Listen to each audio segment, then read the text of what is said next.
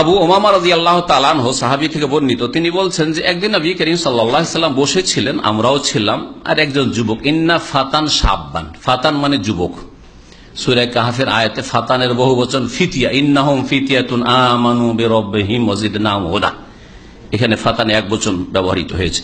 একজন যুবক ছেলে নবী সাল্লাল্লাহু আলাইহি ওয়াসাল্লামের সামনে আসলো, আসার পরে ইয়া রাসূলুল্লাহ, বলছে আল্লাহ রাসূল, ইযিনলি বিজিনা, মুসলিমের সন্তান, বলছে ইয়া রাসূলুল্লাহ, আমাকে জেনার অনুমতি দেন।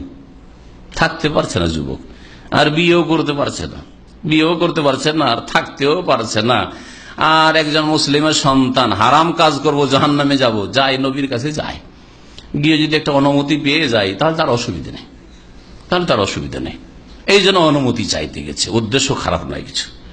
পারমিশন যদি রসুলের পক্ষ থেকে হয়ে যায় তার মানে ছাড় আছে, জান্নাত পেতে আর বাধা নেই, নবী অনুমতি দিয়েছেন, যার মাধ্যমে দিন এসেছে তিনি অনুমতি দিয়েছেন, এই ছিল উদ্দেশ্য সেই ছেলের। আজকাল ছেলেরা জানে যে হারাম, আর তারপরে হারামে লিপ্ত হয় আজকালকার যুবকরা। আর এই ছেলে হারাম বলে ভয় ছিল, জাহান্নাম বলে ভয় ছিল, বলেই জাহান্নাম থেকে বাঁচার উদ্দেশ্যে অনুমতি নিতে গেছে, যে কমপক্ষে অনুমতিটা পেয়ে গেলে জাহান্নাম থেকে বেঁচে যাবো, দুনিয়ার যে আমার প্রয়োজন রয়েছে প্রয়োজনটাও আমার মিটে যাবে, যৌন চাহিদাও মিটে যাবে, আর আমি জাহান্নামের শাস্তি থেকেও বেঁচে যাবো, এই জন্য পারমিশন নিতে এসেছিল এই ছেলে।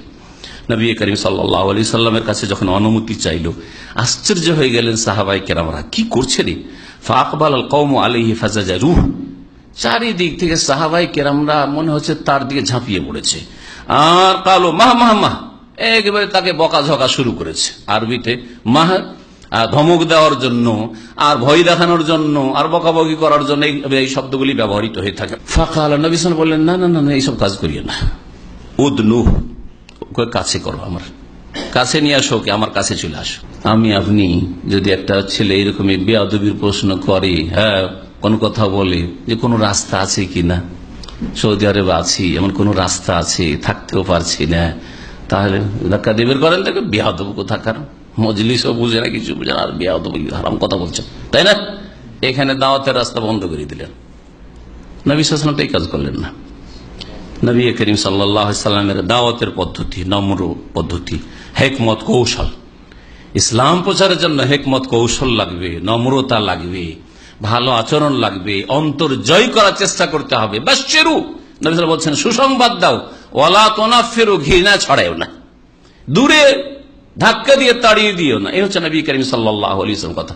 ইয়াসসিরু, সহজ করার চেষ্টা করো, আল্লাহ যতটা ছাড় দিয়েছেন ততটা সহজ করার চেষ্টা করো, ওয়ালা তুআসসিরু, কঠিন করে দিও না, যদি অনুমতি থাকে তো সেক্ষেত্রে কঠিন করে দিয়েন না। কে নবী করিম সাল্লাল্লাহু আলাইহি ওয়াসাল্লাম কাছে নিয়ে আসতে বলে, ফাদানা মিনহু, ছেলেটি কাছে আসলো, করিবান কালা ফাজালাসা, বসে গেল।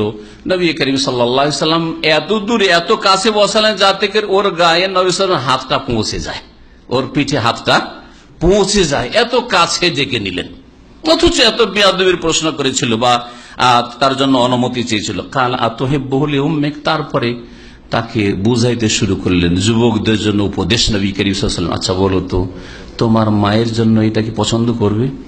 কেউ যদি তোমার মায়ের সাথে ব্যভিচার করে তুমি বরদাস্ত করতে পারবে? সেই বলল, লা ওয়াল্লাহ, না, আল্লাহর কসম করে বলছি, জালানি আল্লাহ ফেদা আকা, আল্লাহ আমাকে আপনার ওপর উৎসর্গ করুন, হতেই পারে না, অসম্ভব কথা বরদাস্ত করব। নবী সাল্লাল্লাহু আলাইহি ওয়াসাল্লাম বলেন, কালা ওয়ালান নাসু ইউহিব্বুনাহু লিউম্মাতিহিম, তাহলে তুমি যখন তোমার মায়ের সাথে কারো ব্যভিচারকে বরদাস্ত করবে না, কোন মানুষই নিজের মায়ের সাথে জিনা ব্যভিচারকে বরদাস্ত করবে না। কালা, নবী সাল্লাল্লাহু আলাইহি ওয়াসাল্লাম, আফা তুহিব্বুহু লিবনাতিকা, তোমার যদি মেয়ে থাকে আর তোমার মেয়ের সাথে কেউ ব্যভিচার করতে চায় বা জানতে পারে যে কেউ ব্যভিচার আর করার চেষ্টা চালাচ্ছে, বরদাস্ত করবে তুমি? কালা লা ওয়াল্লাহ, আল্লাহর কসম করে বলছে, না, কখনো না।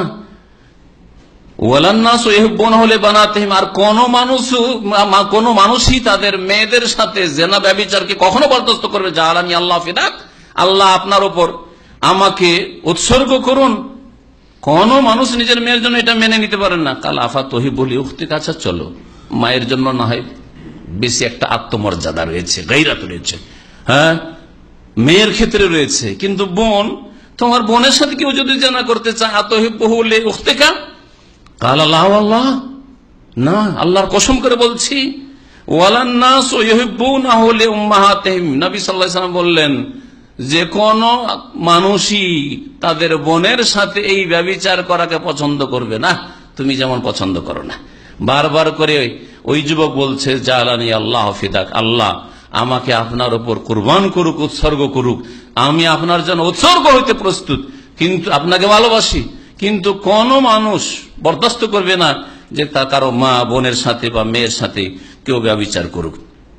নবী করিম সাল্লাল্লাহু আলাইহি ওয়াসাল্লাম আরো জিজ্ঞাসা, কাল আফাতহি বলি আম্মা থেকে, চলো আর একটু দূরে চলো, তোমার ফুফুর সাথে কেউ ব্যভিচার করতে চাই, তুমি পছন্দ করবে, বরদাস্ত করবে, অনুমতি দেবে? কাল আল্লাহ আল্লাহ জালানি আল্লাহ ফিদাক, না আল্লাহর কসম করে বলছি আপনার উপর আল্লাহ আমাকে উৎসর্গ করুক। নবী সাল্লাল্লাহু বলে, ওয়ালান নাসু ইউহিব্বুনাহু লিআম্মাতিহিম, ওয়ালান নাসু ইউহিব্বুনাহু লিআম্মাতিহিম, আর কোন মানুষই তাদের ফুফুদের সাথে এই ব্যভিচারকে বরদাস্ত করে নেবে না।